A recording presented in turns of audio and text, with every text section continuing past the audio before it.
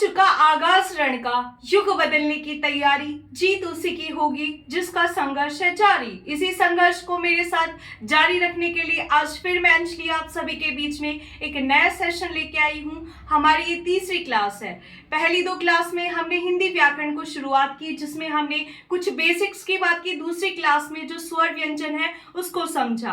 आज की क्लास में हम स्वरों का वर्गीकरण, व्यंजनों का वर्गीकरण और विस्तार से देखेंगे और प्रतिदिन ऐसे एक एक करके हम हिंदी में अपनी पकड़ को मजबूत बनाएंगे। तो चलिए आज की क्लास की बात करते हैं। आज की क्लास में हम पढ़ने जा रहे हैं स्वरों का वर्गीकरण। देखिए, कल की क्लास में मैंने आपको बताया था कि स्वरों का वर्गीकरण 5 भागों में किया गया है। उच्चारण अवधि के आधार पर, ओष्ठ आकृति के आधार पर, जीवा की क्रियाशीलता के आधार पर, मुख आकृति के आधार पर और नासिका के आधार पर। तो ये स्वरों का 5 वर्गीकरण हमने कल की क्लास में देखा, लेकिन आज की क्लास में हम और उसको अच्छे से समझने की कोशिश करेंगे। ये जो स्वरों का वर्गीकरण है, ये हर एक परीक्षा में इससे क्वेश्चन आता ही आता है और ये यूजफुल है आपके सभी कॉम्पिटिटिव एग्जाम्स के लिए। इसको ध्यान से समझिए और ध्यान से सुनिए। देखिए, स्वरों का वर्गीकरण 5 भागों में किया गया है। फर्स्ट आता है उच्चारण अवधि के आधार पर, ओष्ठ आकृति के आधार पर, जीवा की क्रियाशीलता के आधार पर, मुख आकृति के आधार पर और नासिका के आधार पर। तो फर्स्ट देखिए, उच्चारण अवधि के आधार पर। ये अवधि जो छोटा है, ये किसको बताता है? अवधि समय को बताता है। अगर ये ही अवधि अगर बड़ा हो जाता तो ये क्या बन जाती? कोई अवधि भाषा बन जाती। ठीक है, उच्चारण यानी कि बोलना, अवधि यानी कि समय, है ना। तो कि इन स्वरों को बोलने में कितना समय लग रहा है? स्वर अपन ने पढ़ा था कि स्वरों की संख्या कितनी होती है? 11 होती है। 11 कैसे हुई ये देखिए। ठीक है, स्वरों की संख्या 11 होती है। जो स्वरों का वर्गीकरण होगा, यानी कि इन्हीं 11 स्वरों को किस तरीके से पार्ट किया गया है, किस तरीके से डिवाइड किया है, वो सब है। तो स्वरों को फर्स्ट आता है उच्चारण अवधि के आधार पर कि उसको बोलने में कितना समय लगेगा। तो या तो बोलने में क्या लगेगा? कम समय लगेगा, या फिर क्या लगेगा? ज्यादा समय लगेगा। कम समय लगेगा तो उसको हम बोलेंगे लघु स्वर। ज्यादा समय लगेगा उसको अपन बोलेंगे दीर्घ स्वर। ठीक है, कम समय कब लगेगा? कम समय जब लगेगा जब वो एक मात्रा के होंगे। तो स्वर कितने हैं? 11। इसमें एक मात्रा वाले कौन से हैं? ए है, ई है, उ है और रे ऋषि है ना। तो इसमें लघु स्वरों में 4 आते हैं। कौन सा आता है? ए, ई, उ और रे ऋषि। ठीक है, क्योंकि इसमें लघु स्वरों में देखेंगे तो इसमें जो लघु स्वरों में यानी कि एक मात्रा जिसमें लगती है वो आई, जैसे कि ए, ई, उ और रे ऋषि। इसी वजह से इसको अमात्रिक स्वर भी कहते हैं। इसी को ही, क्योंकि ये छोटा है इसीलिए इसको ह्रस्व स्वर भी कहते हैं। कई लोग जो ह्रस्व होते हैं वो इस तरीके से लिखते हैं। ये ह्रस्व बिल्कुल गलत है। ह्रस्व को सही तरीके से लिखना होता है इस तरीके से। ठीक है, ये इस तरीके से ह्रस्व होता है। तो लघु स्वर 4 होते हैं, ए, ई, उ और रे ऋषि। इन 4 स्वरों को ही क्या कहा जाता है? ए मात्रिक स्वर, लघु स्वर, या इसी को क्या कहा जाएगा? ह्रस्व स्वर भी कहा जाता है। वही 11 स्वरों में से जब 4 ये आ गए तो बाकी किस में बचे? बाकी सारे जो आएंगे वो क्या आ जाएंगे? दीर्घ स्वरों में। तो ये 4 अपन ने देख लिए। बाकी जो बचा आ, बड़ी ई, उ, ए, ऐ, ओ और औ, ये सारे किस में आ जाएंगे? दीर्घ स्वर में आ जाएंगे। अब देखिए, दीर्घ स्वर में आ जो हुआ, उ, बड़ा उ जो हुआ और बड़ी ई जो हुई, क्योंकि ये समान स्वरों से मिलकर ए या आ आपस में मिलेगा। ए या आ जब ए या आ आपस में मिलेगा तो क्या बनाएगा? दीर्घ स्वर बनाएगा, क्योंकि ये समान स्वरों से मिलने की वजह से बनता है। इसी वजह से इसको क्या कहा जाता है? संधि स्वर भी कहा जाता है और द्विमात्रिक भी कहा जाता है। तो ये हुआ हमारा उच्चारण अवधि के आधार पर। दूसरा जो आता है वो आता है ओष्ठ आकृति के आधार पर। ओष्ठ क्या होता है? होठों की, कि जब आप स्वरों को बोल रहे हैं तो आपके होठों की आकृति कैसी बन रही है? या तो वृत्त के समान गोल बनेगी। वृत्त के समान गोल बनेगी तो उसको अपन क्या बोलेंगे? वृत्ताकार स्वर बोलेंगे। या वृत्त के समान गोल ना बनकर कैसी बनेगी? फैली हुई सी बनेगी। तो वृत्त के समान गोल ना बनकर फैली हुई सी बनेगी, तो उसको अपन बोलेंगे अवृत्ताकार स्वर। तो वृत्त के समान गोल किस में रहेगी, तो गोल होगी किस में, ऊ, ओ और आओ, ठीक है। तो ये चार जो आते हैं वो आते हैं वृत्ताकार स्वर। वृत्ताकार स्वर में जिसमें आपके होठों की आकृति कैसी रहेगी, वृत्त के समान गोल रहेगी। तो ये चार जो बाकी स्वर बचे वो सारे किस में आ जाएंगे, अवृत्ताकार स्वर। अवृत्ताकार स्वर नाम से ही पता चल रहा है, ए मीन्स नहीं, क्या नहीं, वृत्ताकार, वृत्त के समान गोल ना रहकर कैसी रहेगी, फैली हुई रहेगी, उसको अपन क्या कहेंगे, अवृत्ताकार स्वर। तो देखिए अपन है ना चीजों को शॉर्ट तरीके से और बहुत अच्छे ढंग से समझने जा रहे हैं। आपने अब जैसे मैंने वृत्ताकार स्वर 4 लिख दिए, बाकी बचे हुए नहीं लिखे, तो लेकिन मैंने इसको नीचे लिखा है कि स्वरों की संख्या 11 होती है। जब इसमें से 4 हो गए यहाँ पे, तो बाकी बचे हुए कहाँ पे आ जाएंगे, यहाँ पे आ जाएंगे। तो इसी तरीके से हम चीजों को बहुत आसानी से कम समय में और जो पॉइंट टू पॉइंट चीजों को समझते हुए चलेंगे, ठीक है। तो वृत्त के समान गोल न रहकर कैसी रहेगी, फैली हुई रहेगी, तो वो क्या कहलाएगा, अपना अवृत्ताकार स्वर कहलाएगा। फिर तीसरा जो आता है वो आता है जीवा की क्रियाशीलता के आधार पर, यानी कि जब आप स्वरों को बोल रहे हैं तो आपकी जो जीवा यानी कि क्या होता है, जीभ, जब आप स्वरों को बोल रहे हैं तो आपका जीभ का कौन सा भाग क्रियाशील है। देखिए जीभ जो होती है वो इस तरीके से होती है, ये हमने कल भी बात की थी, ये हमारा आगे वाला पार्ट होता है, ये बीच वाला होता है और ये लास्ट वाला। क्योंकि ये आगे वाला होता है इसको अपन बोलते हैं अग्र स्वर, ये बीच वाला होता है इसको बोलते हैं मध्य स्वर और ये लास्ट वाला क्या होता है, पश्च स्वर। इसको याद करने का तरीका क्या है कि देखिए मध्य में आप क्या रख दीजिए, ए को रख दीजिए, और पश्चिम स्वर में क्या, जितने भी 3 से बनने वाले स्वर है वो सारे किस में आ जाएंगे, पश्चिमी। 3 से बनने वाले जितने भी स्वर है, 3 से बनने वाले स्वर है वो सारे किस में आ जाएंगे, पश्चिम स्वर में। 3 से कौन कौन से बनते, ए इसमें आ गया तो बचा आ, ऊ, बड़ा ऊ, ओ और औ, ठीक है। ये 3 से बनने वाले स्वर है, तो ये सारे, ये ट्रिक है, ठीक है। जैसे अपन ने देखो अग्र स्वर को, क्वेश्चन आता है कि अग्र स्वर कौन सा है इनमें से, पश्च स्वर कौन सा है, मध्य स्वर कौन सा है, तो आपको याद करने का तरीका है कि जो मध्य स्वर में केवल क्या आता है, ए आता है। पश्च स्वर में याद रखने का तरीका है कि 3 से बनने वाले जो स्वर जो 3 से बन रहे हैं वो सारे किस में आ जाएंगे, पश्च स्वर में आ जाएंगे। तो पश्च स्वर में 3 से बनने वाले ये हो गए। तो जब अग्र स्वर की बात करेंगे तो अग्र स्वर में जो बाकी बचे हुए स्वर है वो सारे किस में आ जाएंगे, अग्र स्वर में आ जाएंगे।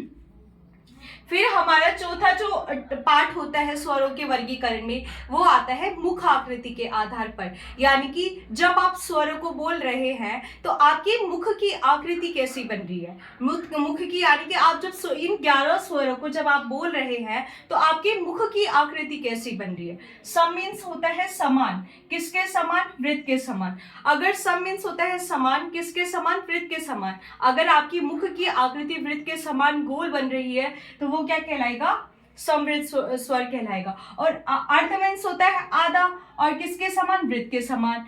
आधे वृत्त के समान बनेगी तो वो कौन सा हो जाएगा, अर्ध समवृत्त हो जाएगा। और इसी तरीके से विवृत्त, वी का मतलब होता है भिन्न, कि वी का मतलब होता है भिन्न। भिन्न यानी कि क्या होता है, वृत्त के समान गोल ना रहकर ज्यादा फैली सी रहती है, वो किस में हो जाएगा, अपना विवृत्त में हो जाएगा। और अर्ध विवृत्त यानी कि इस विवृत्त की तुलना में तो कम होगा, विवृत्त की तुलना में तो कम होगा खुला हुआ, लेकिन अर्ध समृद्ध की तुलना में ज्यादा खुला सा होगा, तो वो क्या कहलाएगा, हमारा अर्ध विवृत्त कहलाएगा। एक बार आप देखिए, फिर इसको इन 4 टाइप्स को और अच्छे से समझते हैं क्योंकि ये एग्जाम के पॉइंट ऑफ व्यू से बहुत इंपॉर्टेंट है।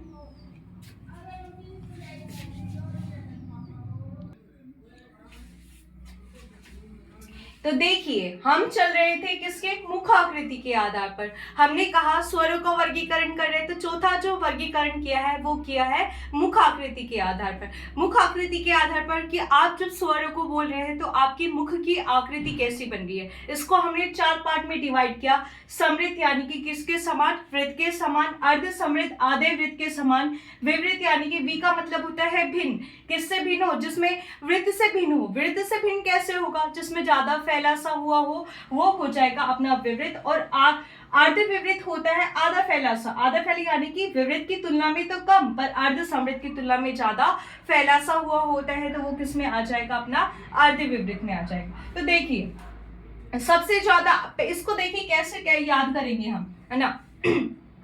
तो देखिए अपना मुख सबसे ज्यादा कब, आपने देखा होगा कब से अपना मुख सबसे ज्यादा किस में खुलता है, जब आपने देखा होगा कि बच्चे चिल्लाते हैं आ लग जाती है या चिल्लाते हैं आ, तो अपना मुख उसमें सबसे ज्यादा खुलता है। तो विवृत इसमें कौन सा आ जाएगा, आ जाएगा, ठीक है। अर्ध विवृत की तुलना में आधा, आ से आधा क्या होता है, ए होता है। और इसमें याद रखना आप, देखिए इसमें ये हो गया, अब इसमें आता है, इसमें और इसको याद रखिए, इसमें आता है ए और ओ आता है, और इसमें क्या आ जाएगा, आए, आउ, और बाकी सारे बचे हुए ई हुआ, बड़ी ई हुआ, ऊ, औ, ऋषि, ये सारे किस में आ जाएंगे, समृद्ध में आ जाएंगे। पांचवा जो वर्गीकरण आता है वो आता है नासिका के आधार पर। नासिका के आधार पर यानी कि जब आप स्वरों के बोल रहे हैं तो नाक से आवाज नहीं, नाक में आपकी कंपन हो, वाइब्रेशन होगा, तो वो किसके अकॉर्डिंग आएगा, नासिका के आधार पर। तो नासिका के आधार पर हमने दो भागों में बांटा है, अनुनासिक या इसको सानुनासिक भी बोलते हैं, और एक होता है निर्नुनासिक।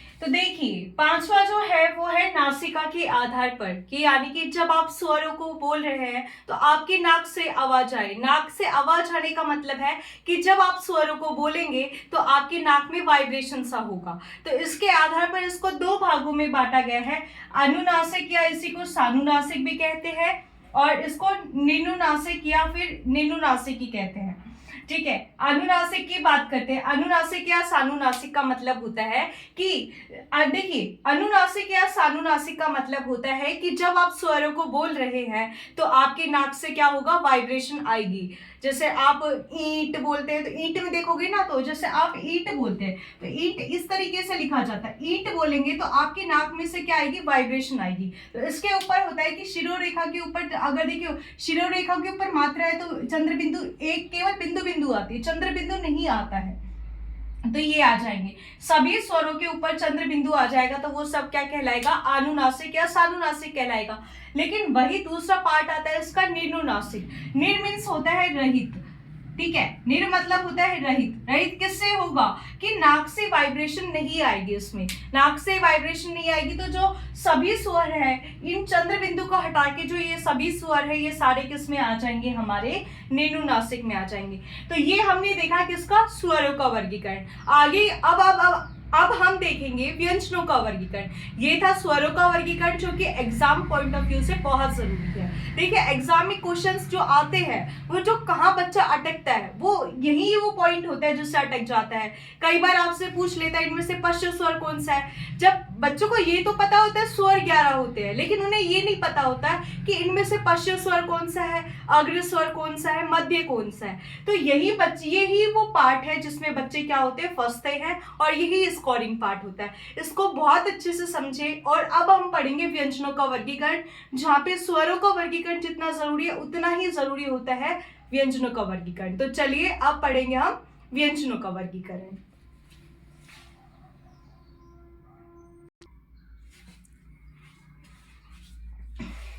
तो हमने स्वरों का वर्गीकरण देख लिया, अब हम देखते हैं व्यंजनों का वर्गीकरण। देखिए व्यंजनों के वर्गीकरण की बात करते हैं तो व्यंजनों के वर्गीकरण में हमने कितने भागों में किया है, इसको 8 भागों में किया है। सबसे पहले देखो व्यंजनों का वर्गीकरण हमने 8 भागों में किया है। स्पर्शी, संघर्षी, स्पर्श संघर्षी, नासिक्य, उत्क्षिप्त, प्रकंपित, पार्श्विक और संघर्षी। कुछ चीजें आपको उसके नाम से ही समझ में आ जाएगा। जैसे अगर अपन बात करते हैं प्रकंपित, नाम से ही पता चल रहा है कि जिसमें क्या होगा, कंपन सा होगा, तो वो प्रकंपित है। कुछ चीजें नाम से, संघर्षहीन है तो नाम से पता चला कि जिसमें संघर्ष नहीं करना पड़े। तो कुछ चीजें आपकी वैसे ही सॉल्व हो जाती है अगर आप उसको अच्छे से समझे, उसको देखें। तो चलिए जानते हैं। फर्स्ट आता है स्पर्शी। स्पर्शी में क्या होता है, कै वर्ग, कै वर्ग, टै वर्ग, तै वर्ग और पै वर्ग के प्रारंभिक के चारों वर्ण।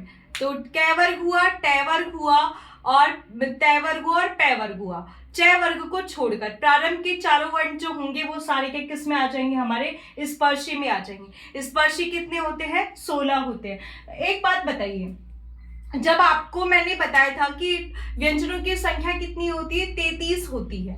अब अपन ने पहले क्लास में पढ़ा था कि व्यंजनों की संख्या 33 होती है, उसमें से कैसे लेकर मैं तक होती है 25, जो कि होते हैं स्पर्श व्यंजन।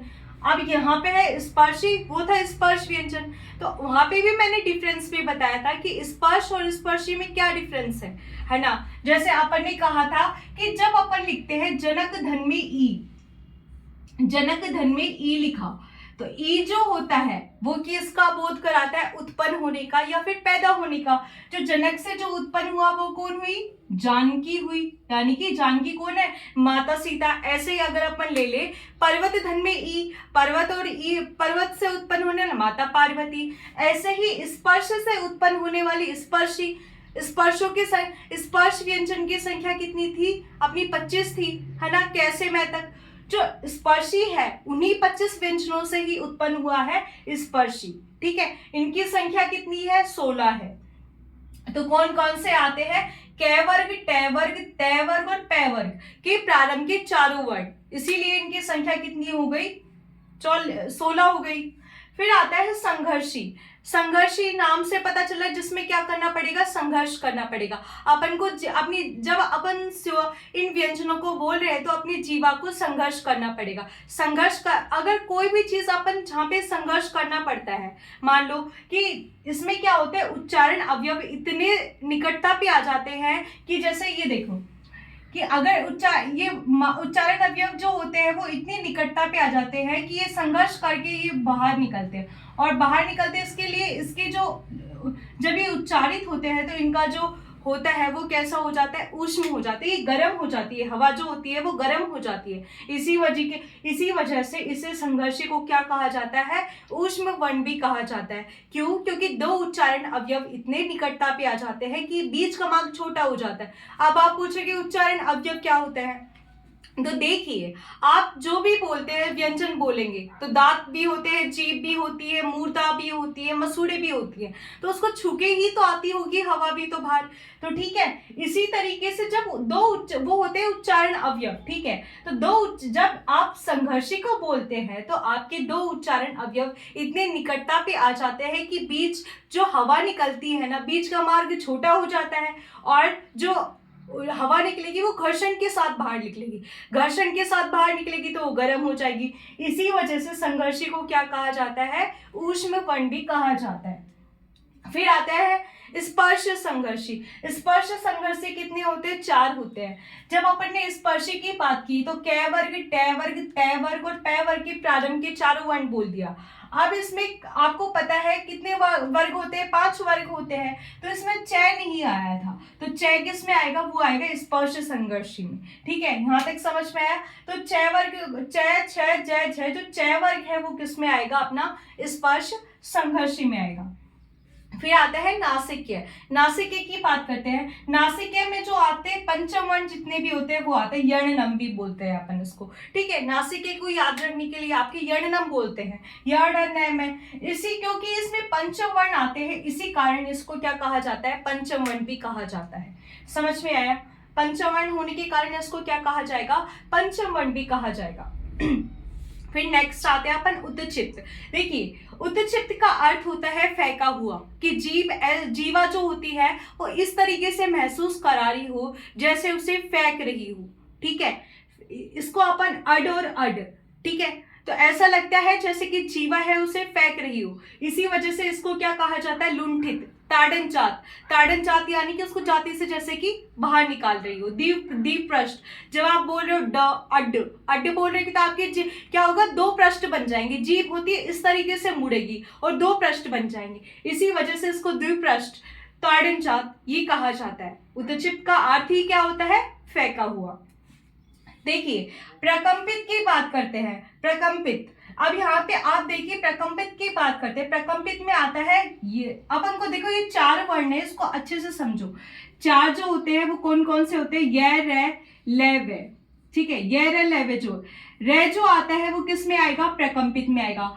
वह, यह और वह जो ऐसा है जिसमें आपको कोई संघर्ष नहीं करना पड़ता, बहुत आसानी से बोला जाता है यह और वह। इसी वजह से ये किस में आ जाता है? संघर्षहीन में आ जाएगा। ये किस में आ जाएगा? संघर्षहीन में आ जाएगा। और लय जो आता है वो किस में आ जाता है? पार्श्विक में आ गया। और यह वह संघर्षहीन में, रह जो आएगा वो किस में आएगा? प्रकंपित में आएगा। ठीक है, तो देखिए प्रकंपित की बात करते हैं, नाम से पता चल रहा है कि जिसमें जीवा को क्या करना पड़ेगा? कंपन करना पड़ेगा, तो वो किस में आएगा? प्रकंपित में आएगा। ठीक है जी, जब रे बोलते हो आप तो र, तो ऐसे आपको ऐसा लग रहा है कि आपकी जीवा जो है, जीव जो है वो क्या कर रही है? कंपन कर रही है। इसी वजह से इसको क्या कहा जाएगा? प्रकंपित कहा जाएगा।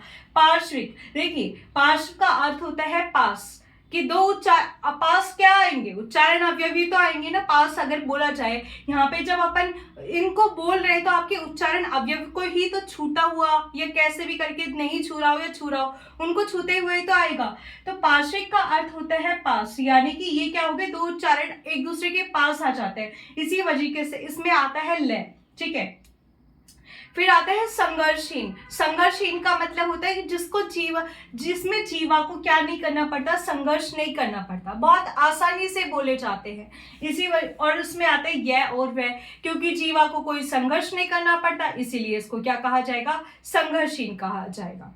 तो देखिए ये हुआ अपना व्यंजनों का वर्गीकरण। इसकी एक क्लास और आएगी, फिर ये जो वर्ण विचार, ये जो बेसिक्स होता है ये कंप्लीट हो जाएगा। ठीक है, उसके बाद अपन संधि स्टार्ट करेंगे। और मैं सोच रही हूँ मंडे से कुछ अपन अलग करने लग जाए, जैसे कि अगर आपको पता है कि राजस्थान, हम कुछ ऐसी सीरीज चालू करने जा रहे हैं जिसके थ्रू अपन और अच्छे से चीज़ों को जल्दी जल्दी और बेहतरीन तरीके से समझ सके। तो मैंने डिसाइड किया था कि मैं मंडे से अपन क्या करेंगे? एक नई सीरीज चालू करेंगे 20 दिन की। 20 दिन की क्यों करेंगे? क्योंकि आपको पता है 5 अप्रैल को क्या आ रहा है? राजस्थान एसआई का पेपर आ रहा है। उसमें हिंदी का वेटेज तो बहुत ही ज्यादा, आपको पूरा पता है कि एक पेपर जो पूरा किसका आता है? हिंदी का। तो बहुत ही इंपॉर्टेंट रोल निभाता है हिंदी राजस्थान एसआई में। तो जब अपन हिंदी पढ़ ही रहे तो अपन इसमें और अच्छे से करने की समझे, चीजों को और बेहतरीन तरीके से। टाइम तो बहुत कम है, 20 दिन तो बहुत कम होता है, टाइम बहुत कम है, तो इसलिए उसको ध्यान में रखते हुए, कि समय सीमा को ध्यान में रखते हुए हम 20 दिन की मंडे से सीरीज चालू करेंगे, जिसमें हम और जोर से और मेहनत के साथ और लगन के साथ आगे चीज़ों को और बेहतरीन ढंग से समझेंगे।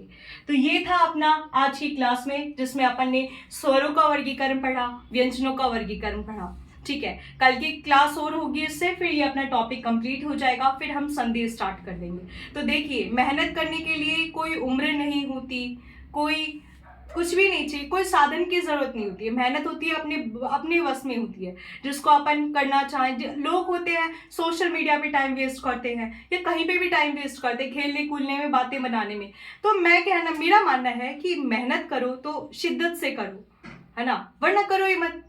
क्यों फिर आप ऐसी मेहनत कर रहे हो, ना आप वहाँ का कुछ कर रहे हो, ना आप लाइफ को एंजॉय कर रहे हो। तो मेहनत करो तो शिद्दत से करो, और मैं आपके साथ बनी हुई हूँ, तो आप भी मेरे साथ बने रहिए। मेरी मेहनत पूरे जोरों शोरों से होगी, आप भी मेरे साथ पूरे मेहनत के साथ, पूरी लगन के साथ, और खुद पे विश्वास। सबसे बड़ी चीज़ होती है खुद पे विश्वास करना। खुद पे विश्वास ही आपको कामयाबी के बहुत नज़दीक कर देता है। तो खुद पे विश्वास कीजिए, कभी हार मत मानिए, और हमेशा मेहनत करते रहिए। आपका दिन अच्छा हो, और यहीं अपनी क्लास को अपन खत्म करते हैं। तो और कई लोगों ने हमारी क्लास तो ले लेते पर सब्सक्राइब नहीं करते, लाइक नहीं करते, तो प्लीज लाइक कीजिए, कमेंट कीजिए, सब्सक्राइब कीजिए, और अपने दोस्तों को भी फॉरवर्ड कीजिए, ताकि उनको भी मदद हो, हिंदी को और अच्छे से समझ सके, और हमसे ज़्यादा जुड़िए, ताकि आप और मैं मिलकर एक बहुत बेहतरीन सीरीज लेके आए, जिसको बहुत सारा प्यार मिले और बहुत आगे जाए। Thank you so much. और यूट्यूब चैनल को लाइक, शेयर एंड सब्सक्राइब कर दी लर्न विद अंजलि के साथ। Thank you so much.